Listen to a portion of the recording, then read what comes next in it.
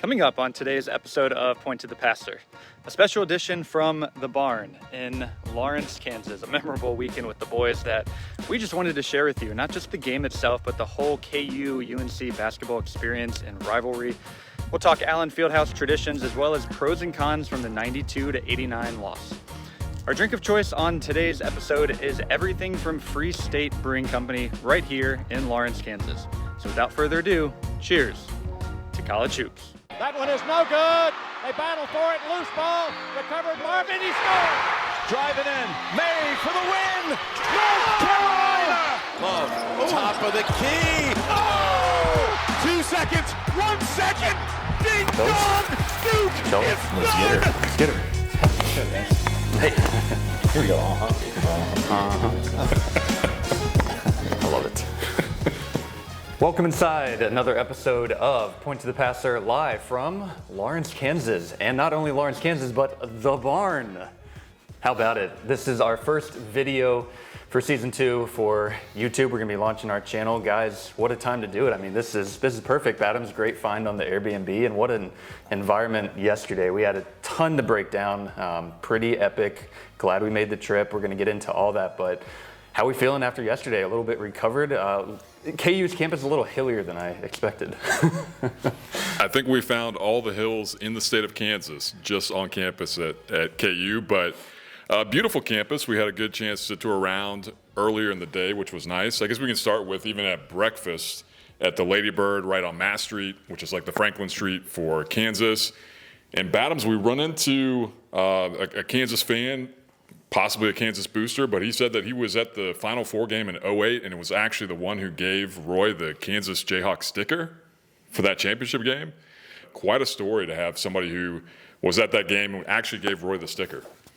Yeah, I think one of the things we were trying to test out and feel the waters for a little bit early was the Kansas reception to Carolina fans. So between breakfast and, I put our name on the list and kind of joked that are we going to have to wait 2 hours because we're all wearing our Carolina blue. Walking around campus a little bit after that and just kind of running into students, passed by a ton of folks that everybody pretty welcoming for the most part. I think that continued throughout the game and afterwards, so got a couple stories there as well, but overall, absolutely great environment. Mass Street is pretty cool. It's very much like their Franklin Street, and Lady Bird exceeded expectations. We actually hit quite a few spots on our kind of top 10 list of restaurants and places to stop by. We'll talk about how we stopped in at the Wheel, great pregame spot. I'd compare it to the He's Not vibe. And yeah, just a few others. Free State Brewery, which not an official sponsorship, but our drink of choice is a flight, I'd say, from Free State Brewery. A little bit of everything yesterday, and got the 12-pack here today. So great game day experience, but I think we should dive right into Allen Fieldhouse on its own. Legendary venue, of course.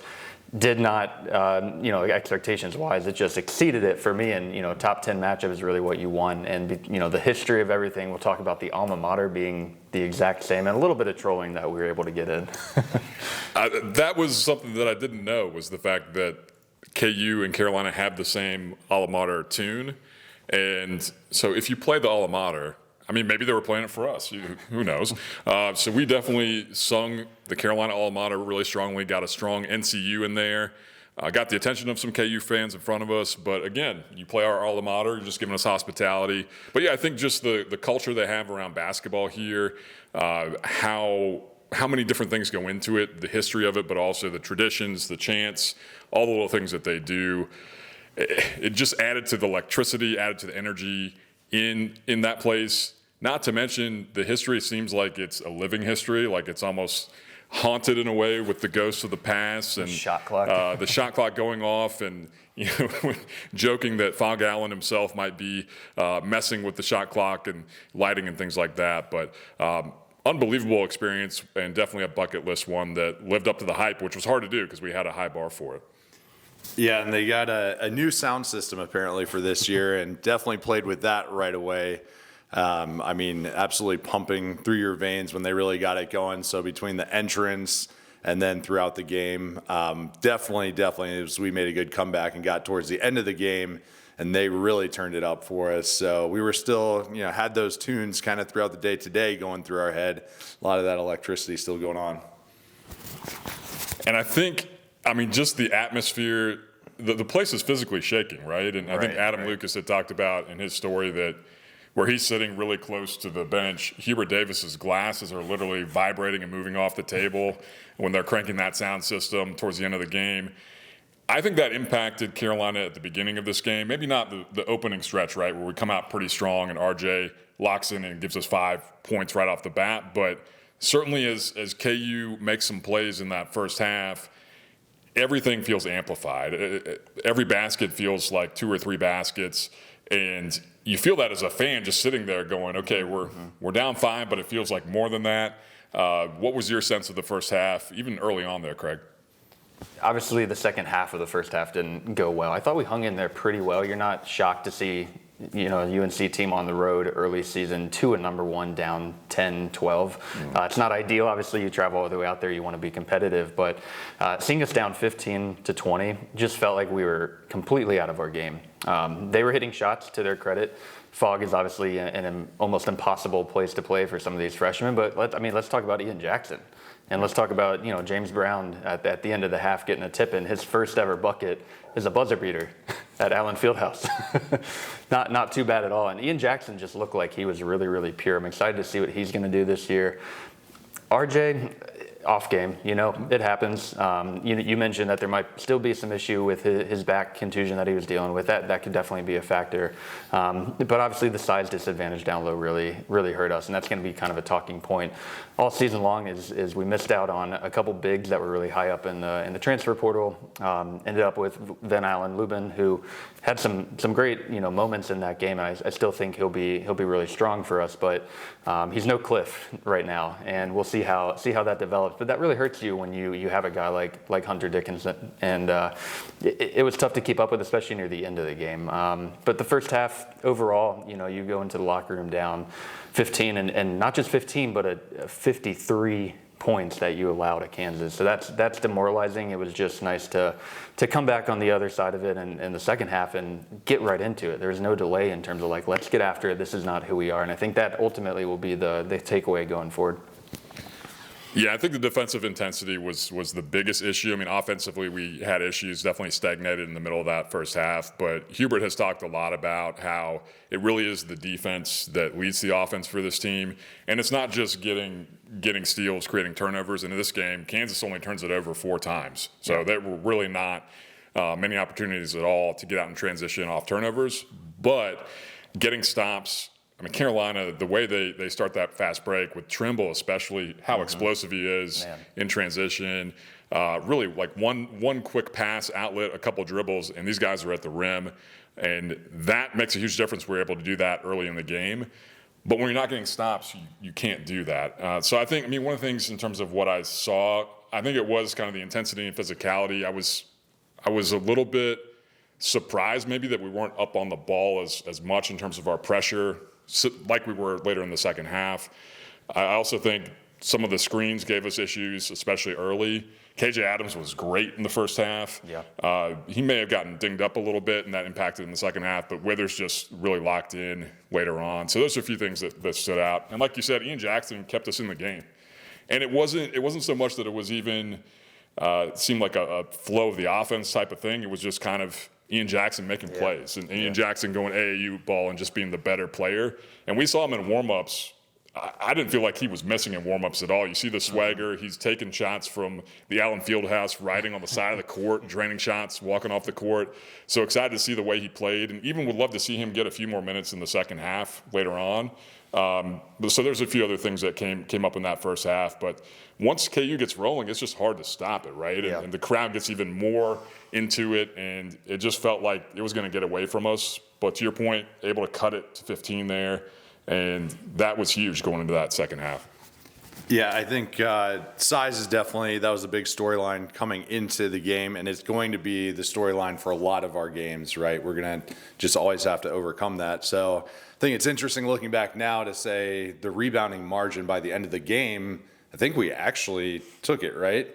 I know that wasn't the case in the first half, and that was definitely a big part of how it got away from us there. But I'm curious to hear about what you think in terms of the rebounding margin, and if you would have heard that that we would actually be winning that rebounding battle if you still think, size being the big factor and how that impacted the game.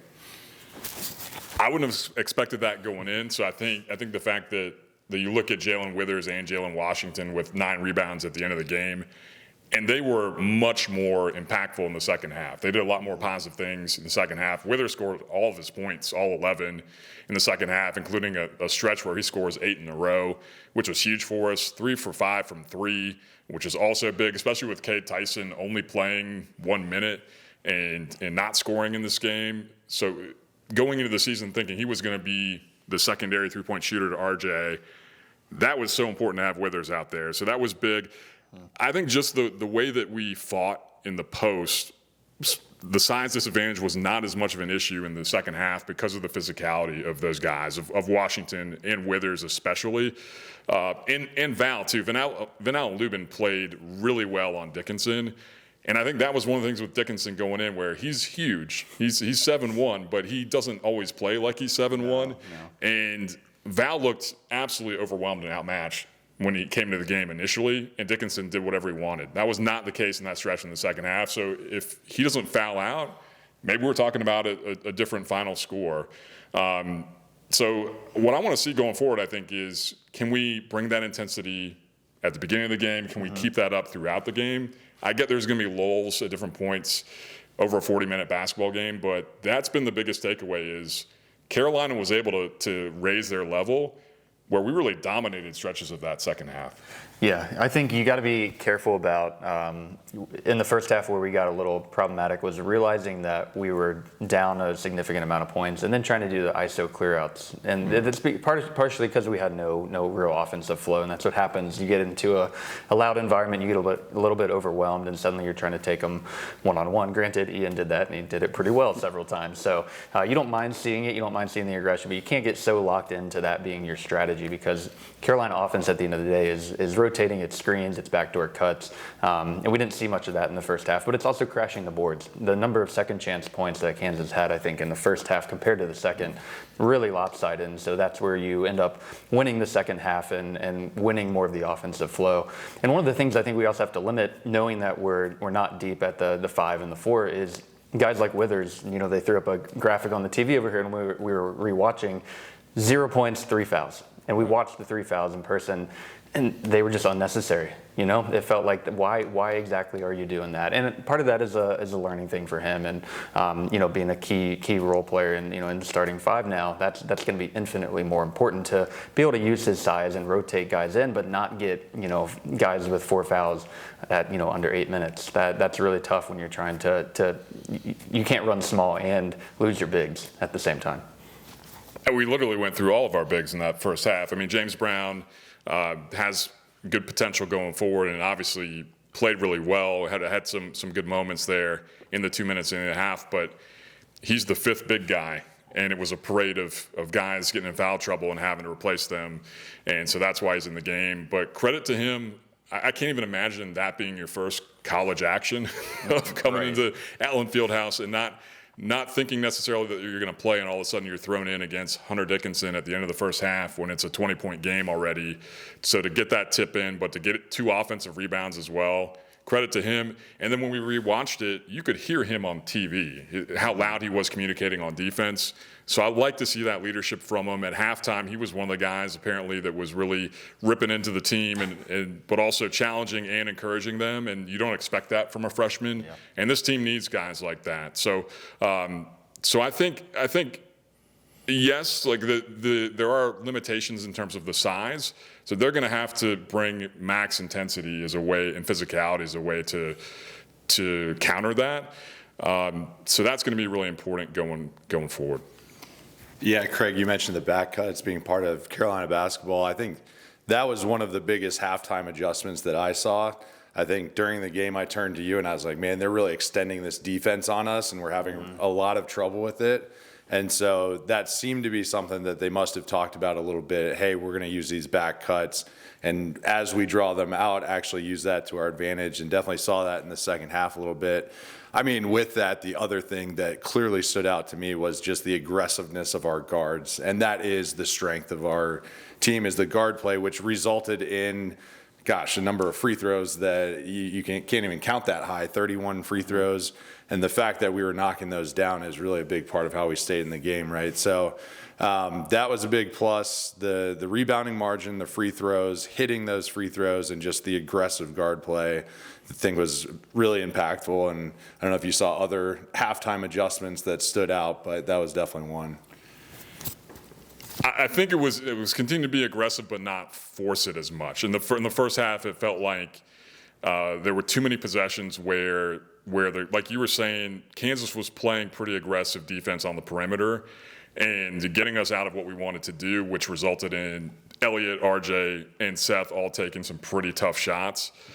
So part of it was like you're saying, where we were aggressive, but also able to not press it as much and use their aggressiveness. The backdoor cuts really opened up other options, screen and rolls, because we really needed to get Hunter Dickinson into the pick and roll action, which happened in that second half. He's just not a very good pick and roll defender. And then you get guys like Washington at the rim. You get guys like Van Allen Lubin able to score at the rim. Withers driving to the rim too. That really opened things up. So I think that was a big adjustment. Watching the game in person, I wondered why we didn't do more of that in the first half. But then watching it back, it did seem like we tried to do some of that, but for whatever reason, the bigs weren't really asserting themselves. So I think going forward, I mean, for somebody like Jalen Washington, it's 2 games now where he's had a big dunk that felt like it got him into the action, where he's showing emotion, he's playing a little bit with more of an edge and anger, and that's something that we need to see from the beginning of the game. So I think that was different. I think that was something that changed as well. But probably just better execution as well was a big piece of it. And then Withers opening up things up with the threes, the spacing piece of it. The corner spot is a huge part of the Hubert Davis offense out of our base of sets and action that we run. So him hitting those shots really made a difference too. Yeah, and Seth has been such a highlight early on. You know, we were just talking about how if he would have transferred and stayed, it'd be really hard to watch him. You know, be cheering him on, but it'd be really tough to watch at this level, knowing that it could have been at Carolina. So thank goodness he came back. We love Seth Trimble. He's been explosive. I think that's been, you know, we've known he's athletic, but dropping 30-plus points on Memphis and now setting your career high in an environment like Allen Fieldhouse, he was getting to the rim like RJ and Elliott were, and you didn't see that last year. Partially, he didn't get as many minutes, but also, you know, he just wasn't quite at that level. But it's always been there. It's always been, you know, the drive is there, and on top of that, the free throws. Because when you're getting to the rim and you get hacked, and it's not always going in, you've got to hit your free throws. And he takes a little moment is in. Shuts the eyes. I think he's coming for RJ's percentage. That's my hot take coming out of that game. I think he's going to be around 90. Well, that's what his number is. It's right at 90. He's 10 of 10 in this game, which is incredible. In that environment, I don't even know how you can focus on the basket at all from the free throw line with all the stuff that's going on beyond it. I get that this is why these guys focus the way they do. But, yeah, to your point, I think the other thing about Trimble is he's huge. Like he has really put time in the gym for somebody his size at 6'3", and he finishes through contact differently this year. He actually embraces the contact. He was initiating it and forcing the officials to call some fouls where maybe there were some calls that went our way, but really that was on both sides. I think you saw some calls where questionable whistles at times. But Seth, I like the fact that you got to be aggressive, right? And so you force them to make a call. So he was huge in the second half. So I think maybe not an adjustment as much as he really came out differently in the second half, along with Withers, along with Washington, along with Val. Those guys were different players in the second half. Yeah, and then Elliott Cadeau, of course, we got to talk about how important is Elliott Cadeau. I think especially when we were watching the game in the stadium, when he came out, we thought that we just went downhill right away, and I think the numbers kind of proved that, right? So really, really important piece, obviously, and you know these are the insiders. I didn't even know Elliott Cadeau, the name, 2 years ago, and then you know when you guys started doing the pregame coverage last year is when I got introduced. Jonathan starts sending me the clips, so I'm watching highlights of Elliott and going into last year pretty high on what he might might be able to do. And now I'm just, my expectations are so high for him. I think just clearly one of the best guards in the country. And from a betting standpoint, if they keep setting his lines at 5.5, I'm taking that over every single game, and I might just retire. So I don't know if we can put this live and ruin our odds now. They might put it at 7 or 8. Yeah. No, I think you're right. I think he is as much as RJ is our best player, Elliott's probably our most important, just the way that he sets things on offense. His defense also is pretty important too. He was good defensively in the second half, but offensively he makes passes that few people can make in college basketball, and his ability to get to the rim as well. I think the other thing that's different is he just is playing freer, and his shot didn't go in from the outside in this game, but I felt like they were good shots that he was taking. The first 2 threes that he missed were in the rhythm of the offense. So that to me, I go back to actually warm-ups and watching these guys in warm-ups, physically being there and seeing him just go one windmill dunk after another. Yeah, warm-ups was really fun. It was great. And this was what he would do in warm-ups in high school. And we didn't see that. You said you didn't see that last year, right? No, not like that. He was way looser in this game, and I think that'll be the standard going forward. And I think you see that from him. So you see some of the experience. It's going to take some of these guys some time. Drake Powell's another guy that he has some good moments. He has some nice drives in this game, had some really solid rebounds in the second half, but he's a little bit up and down, and that's understandable. This is his second college game. He's going to continue to grow into things. So yeah, a lot of things to take away, I think, from this game. Are there things that I guess are concerns that are kind of lingering going forward? With Elliott, it's not Elliott, but it's the refs on Elliott. Oh yeah. The mystery calls that this man is still getting blow my mind. And I you're in person and biased a little bit, all of us. Like, you get there, you're in the heat of the moment. Watching it back today, pretty calm, knowing the result, I was like, there's no way. There's one of the first ones on him, a complete shove off, and then he barely touches the guy, and it's a whistle on the baseline near the end of the game, another whistle. We're not going to blame the refs for the loss, but those fouls are still happening, and he was frustrated. He was literally mouthing, "I didn't do anything. I didn't do anything." And he didn't. I mean, that was the thing, that he didn't do anything on that play. He actually got fouled first.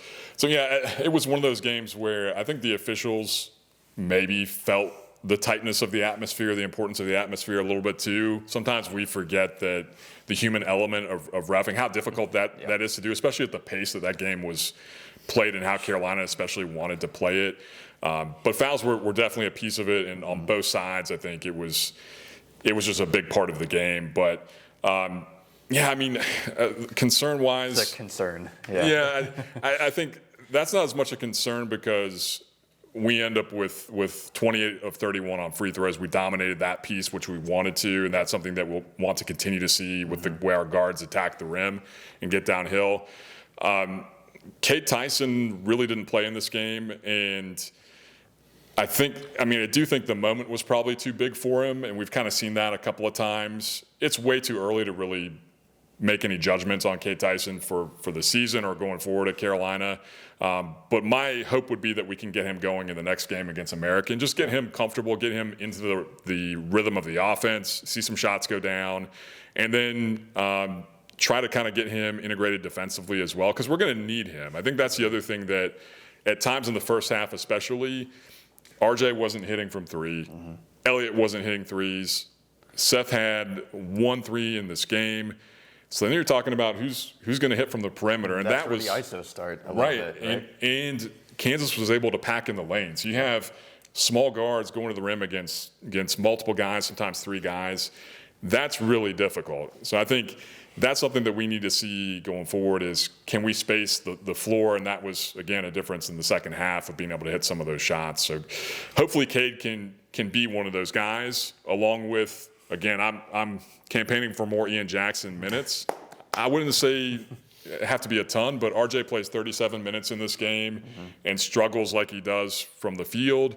You need him in there. You want him in there. Fully expected him to make a shot to close this game out, even though it didn't end up that way. But would love to see Ian play 3 or 4 more minutes in this game, the way that he was making things happen. That step back 3 that he had in the first half. We thought he was ready to go. Nasty. Yeah. It reminded me of Kobe White freshman year. And he was just starting to get going, and then he was back on the bench. Yeah. It's just going to be a lot of, I think, figuring things out for Hubert too, with what these rotations are going to be like. The barn's got you a little bit there. Listen, I mean, to be a fly on the wall in the barn or at Allen Fieldhouse, it was, again, quite an experience. But there's a lot to figure out in terms of rotations. It's the second game of the season, so there's time to do that. But that's another thing that kind of comes up for me as well. Yeah, he's got his chance against American and then Hawaii, but then you're at Maui. So, yeah, it's going to be interesting. Yeah, absolutely. I mean, a lot of early season action to come.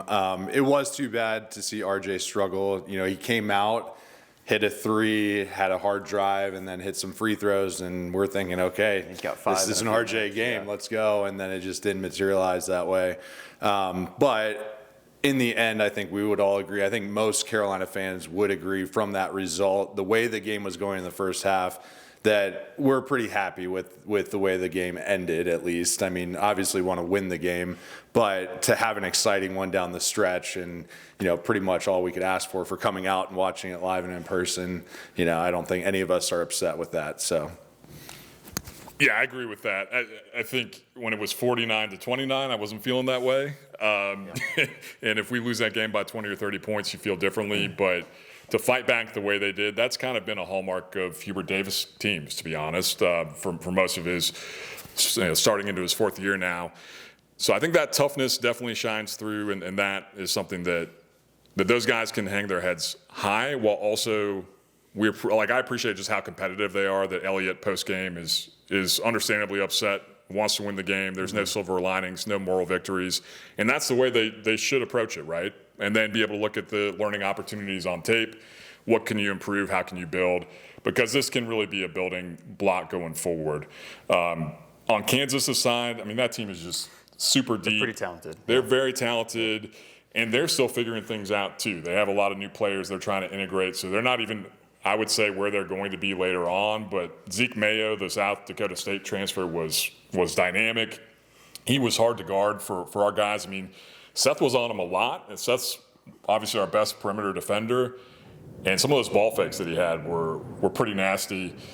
Hit several threes, finishes with 21 points. It's a game high for him. AJ Storr, the transfer from Wisconsin, had some really good plays in there too. And Bill Self had actually said that Zeke Mayo was Kansas's best player in practice, which raised an eyebrow because everybody thought it was going to be Storr as the new transfer.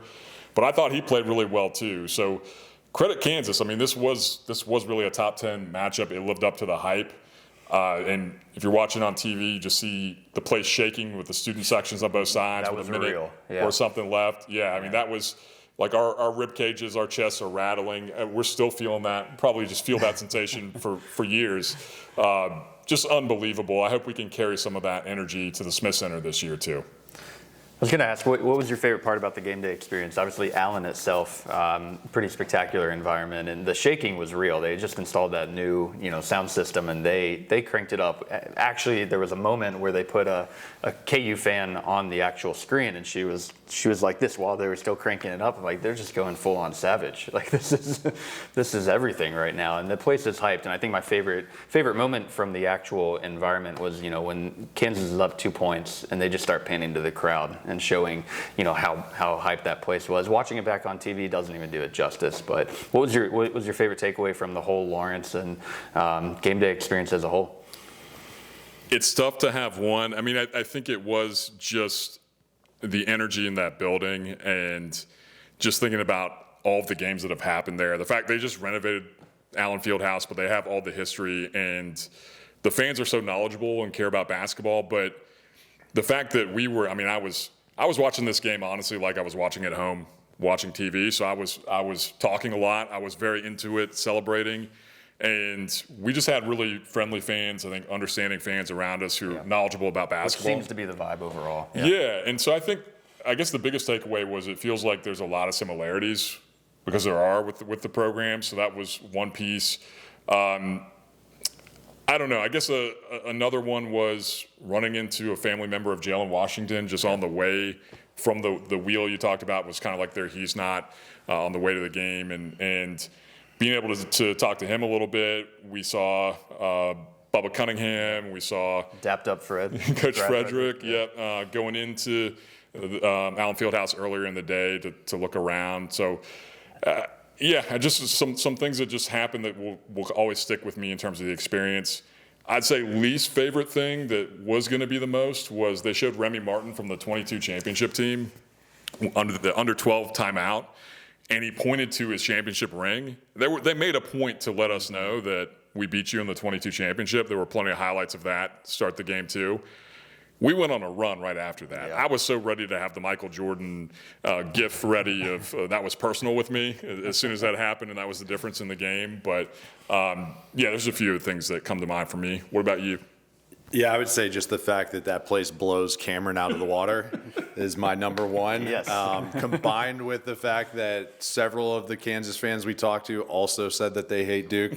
So, one of them said as long as we're not worse than UConn fans, that seemed to be a theme too. But it seemed to be a similar shared hatred for Duke, which of course I loved. But I think, on TV too, a lot of times with any of these games, you get the pan of kind of the focused in screen and you only see so much of the fan base. So naturally at Cameron, you see all the crazies and it looks absolutely insane. But with this game, you did get a little bit of a sense when they pan up all the way to the top where, how far up the student section goes and how wild those kids were getting. Mm-hmm. And not just the kids. I mean, it's everybody. There's a lot of bleachers just all the way up and, fans standing throughout the game, getting rowdy. And that noise was real. This is a very knowledgeable fan base, and the respect is just, that it's on that level. Everybody we talked to, including going to dinner with the guys who were sitting behind us, just ran into them, and they invited us upstairs to come sit and just have a good conversation. And at the end of the day, that's what it's all about. We went back and forth. I tried to convince you for 6 months to try to go to this game, and it took Badham saying, I'm just going to book the Airbnb and let's make it happen. So, the whole experience, I think, is all about, looking back to yesterday, the memories from Lady Bird and meeting KU fans there to just checking out campus, going to see the museum, seeing Dean and Roy, and getting to see the rules of basketball. I mean, it goes way back, and some of the stuff they showed on ESPN about all the way from, Naismith. There's straight lineage to all of it. So. One of the things that I just thought of while we're waiting in line to get in, and the students, they have an awesome student section where they're doing chants before the game. They get there like 2 hours before to line up and get in 90 minutes ahead. And a couple of students go by and they see our Carolina stuff and they say, all you have is MJ and Dean. And we were kind of like, I mean, if that's all we had, that's pretty good. We also have more banners than you, but that's fine.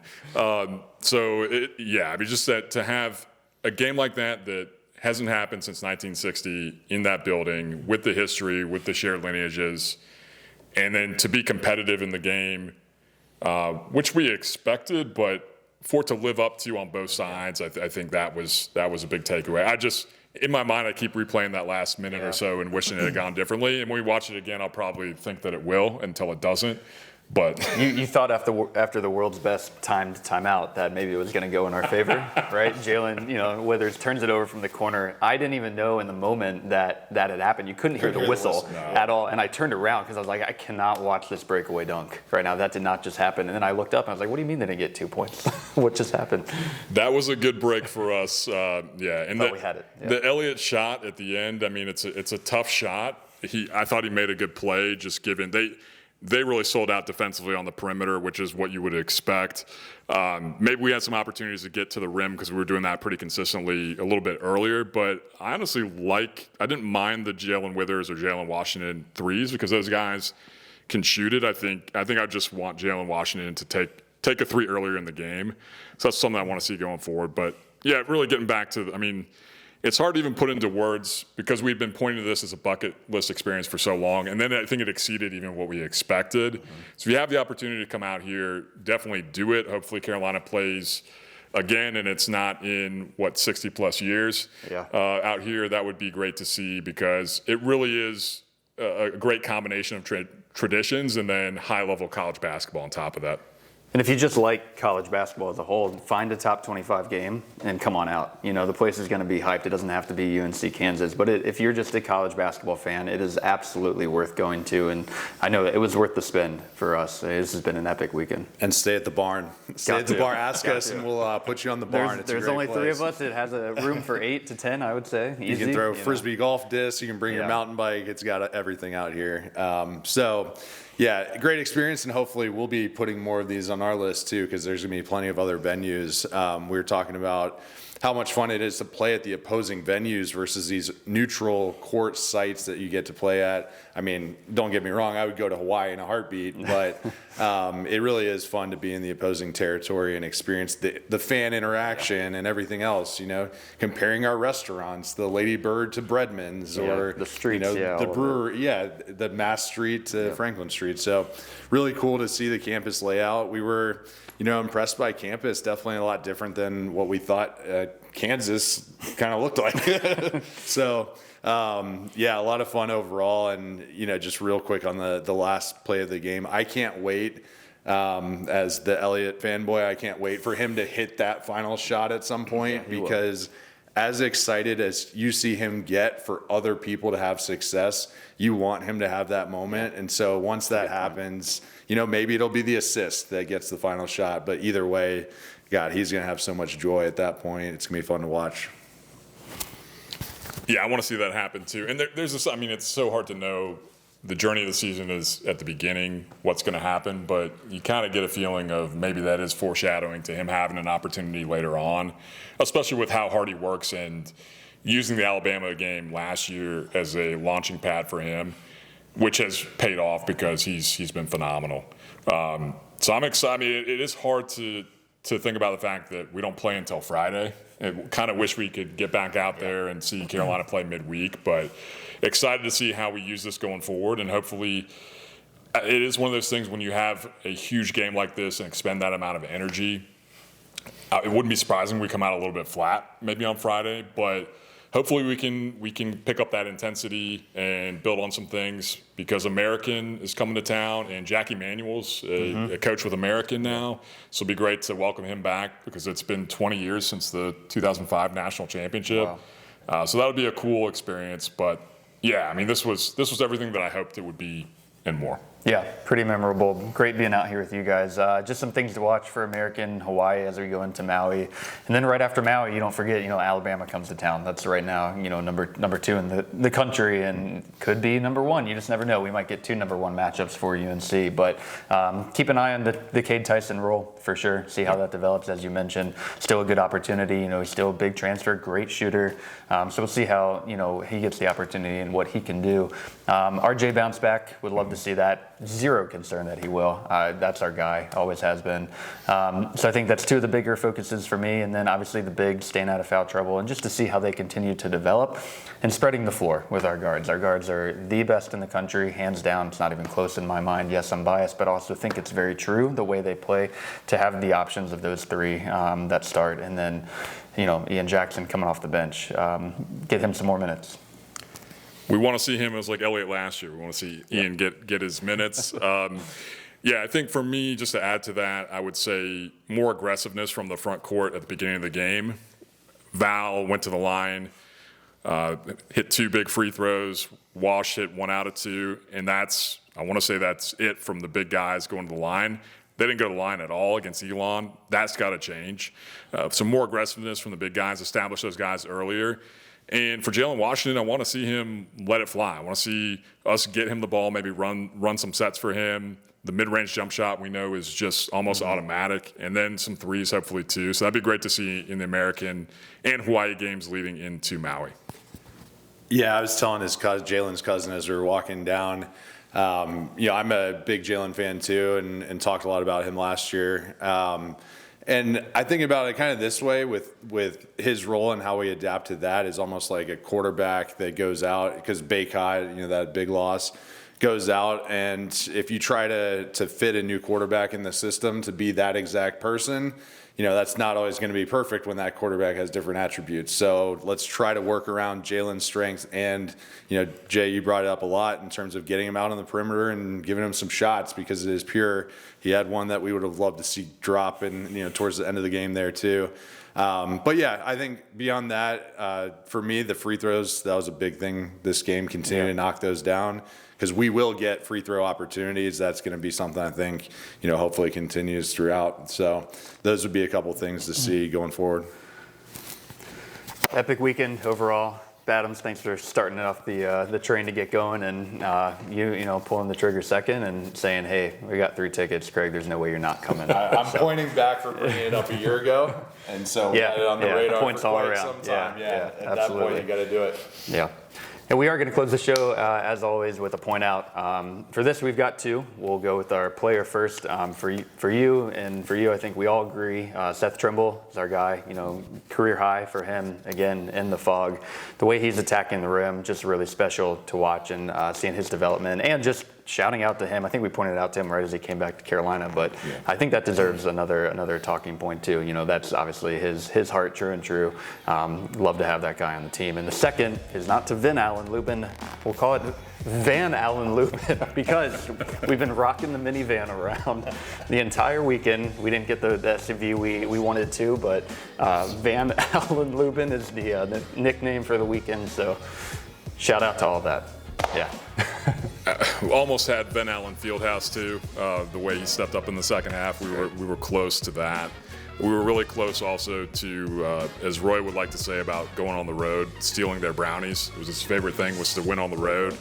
And even though he wasn't here, we almost had some brownies for him to bring back to Chapel Hill. But yeah, Van Allen Lubin, that'll be, we probably just the next trip we do, we probably just need to ask for the minivan. Is that what we do from here on out? I think so at this point. just buy in. Yeah. Just accept it. Yeah, 100%. So cool. We're going to close out the show. I want to give one more cheers to you guys and a cheers to college hoops. Cheers. And as always, let's go Heels. Go Heels.